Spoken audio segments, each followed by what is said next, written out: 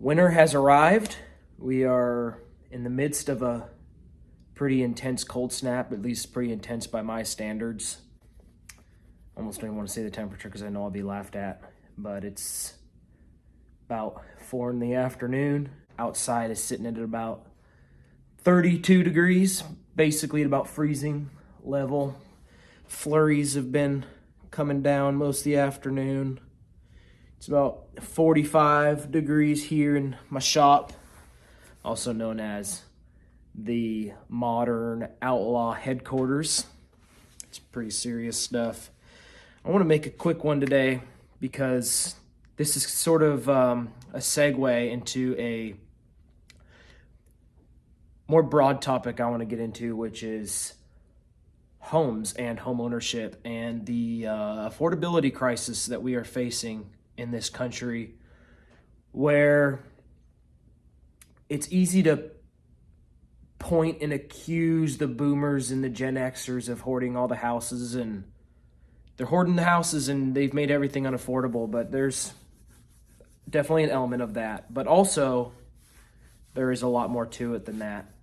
One of the biggest things about this channel that I want to get across is that there's ways for Gen Z, young millennials, young people to get it done in this day and age. Won't be the prettiest thing, won't be the most comfortable thing, but you can do it because my wife and I did it. We're happy that we did, and I just kind of want to, before I get into all that, that's going to be a whole different video series, like a whole thing that I talk about quite a bit.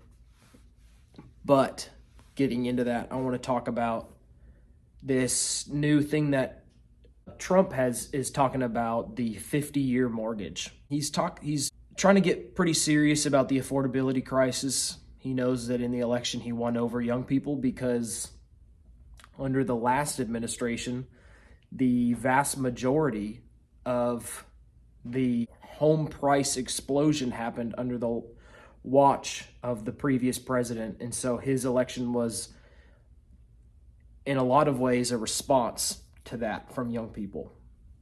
Trump won more young people than I think a Republican president has in many, many years. So that being said, my personal opinion, I like the effort. I like that he's thinking, he's bouncing ideas around. He's obviously talking to his people about what can we do to get this done? What can we do to get young people in homes to basically avoid some sort of communist revolution? Because that will happen. If people feel like they can't live the life that their parents lived, live the life that they grew up in, they will eventually revolt. And so it is incumbent on those in charge to fix these problems. And so for that, I give him A for effort. In all fairness, Trump has probably been the most proactive president that we have seen in terms of trying to fix problems. Now, I know a lot of people are like, are you serious? You know, that he hasn't done much, but from what I can tell, he's done more than a lot of them. And I think that the 50-year mortgage is a terrible idea. If you're basically buying a coffin and you're never really ever going to own your house. If you buy a house at 20, right? Who buys a house at 20? Very slim portion of the population does. But let's say you find a way to do it. Let's say you get a good job and things kind of get things lined up for yourself quickly, and you go out to go buy a house at 20. You put that on a 50-year mortgage, and your house isn't paid off until you're 70. And that's assuming you never refinance, you never move, right? You move and you go to the next place, and assuming you just put it on another 50-year. You're never going to own your house, which is basically glorified renting. Now, you do have the benefit of equity and rolling equity into the next place, but it's it's for one, it's going to take a long time to get that equity on a 50-year mortgage, especially when you really factor in what you're spending on interest. Your interest is going to skyrocket. It's going to almost double the interest that you're going to pay on that mortgage. And the biggest problem that I see is that it doesn't solve the fundamental problem of houses being unaffordable for everyday Americans. It doesn't bring down the price of housing. Now, if anything, it would, in a lot of ways, do the opposite, because you are all of the sudden putting homeownership in the grasp of a lot of people that otherwise wouldn't be able to do it. And all you've done is increase the demand without increasing the supply. And what is that going to come out to? Well, the people that already own houses are going to benefit from that. So big pictures, broadly speaking, the 50-year mortgage, while superficially it looks like it's benefiting the young people that are trying to buy a house, it's really superficially the people that are already in the market, aka Gen X and Boomers, because their home values are going to go up even more. The big challenge is, how do we make housing more affordable for those that want homes while also not screwing the people that are currently in homes? So if we find some way to slash housing prices or something, or some magical way just to cut the price of every house in half, every new house, what do you say to the 34-year-old who's been working and grinding and saving for 5-10 years, who went out and bought a house for the old prices right before that big slash happened? Now he's underwater on his house. That's morally wrong to do, to undercut the people that are already invested to benefit the people that are trying to get in. So we're in this big situation where we have to keep it fair for both parties. And I'm not really interested in hashing out solutions for that, because I'm not a president, not a politician. That's for them to figure out, not me. And they're not even bothering to figure it out, really, on the whole. So in a lot of ways, it's like and that's the main point of my channel, is how do we make do with the circumstances that are presented before us? How do we become successful given those circumstances? You know, the obvious things, big picture, is that you have to ultimately balance the supply and demand problem. If you can balance the supply and demand problem naturally, you are not going to screw the people that are already in homes.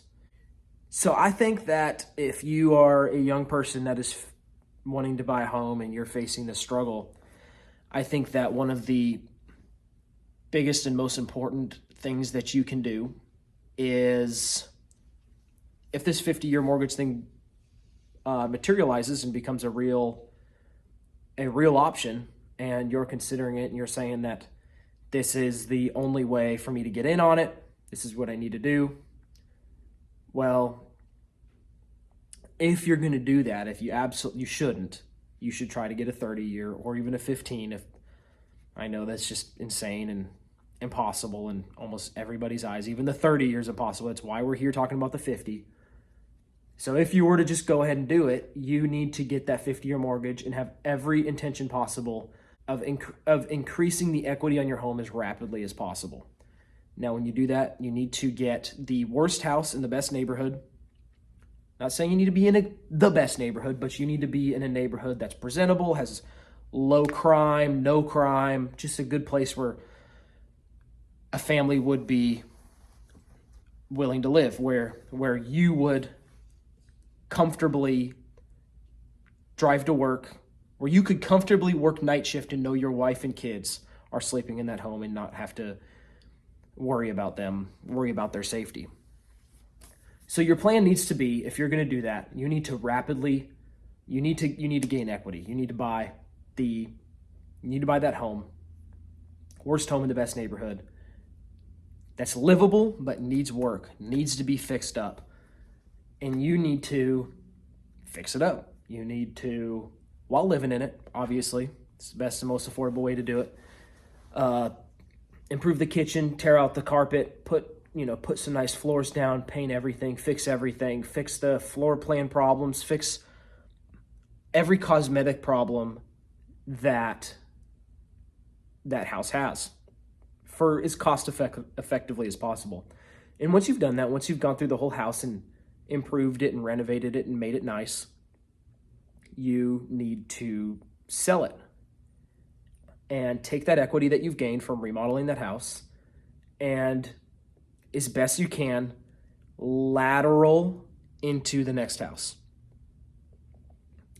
Let's say it was a 3-bedroom, 2-bath, no garage, entry-level home. Go into the next house.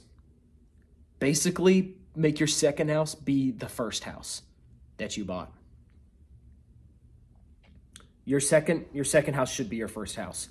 And the biggest and only change is now you're going into that second house with a ton of equity with you to be able to, oh wow, our first house is on a 50, now we can be on a 30. Do the same thing. Improve that house, paint it, fix the kitchen, fix the bathrooms, tear out the ugly, nasty floors, paint the walls, scrape popcorn ceilings, change the windows, put a nice front door in it. Now you've got more equity. Well, let's say all this time has gone by, your family's grown, maybe your wife is driving a nicer car, and you're like, well, I want a garage. Well, that's fine.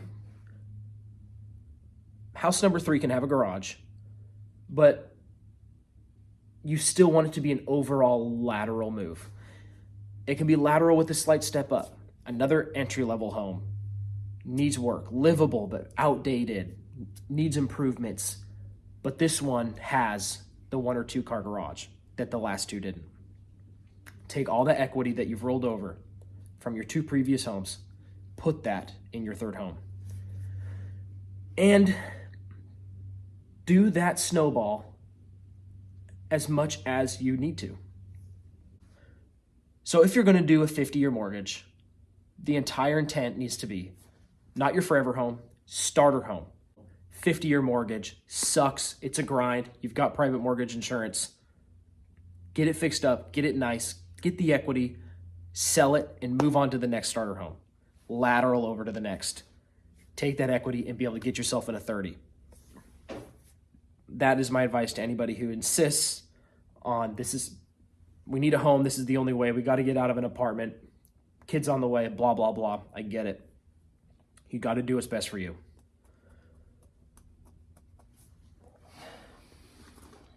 I'm going to get a lot more into homes and building yourself up a nice equity nest, getting yourself into this housing market game, getting yourself into homes so that you can live a normal life that our parents and grandparents lived on just one income. Now it takes 2 incomes and some elbow grease.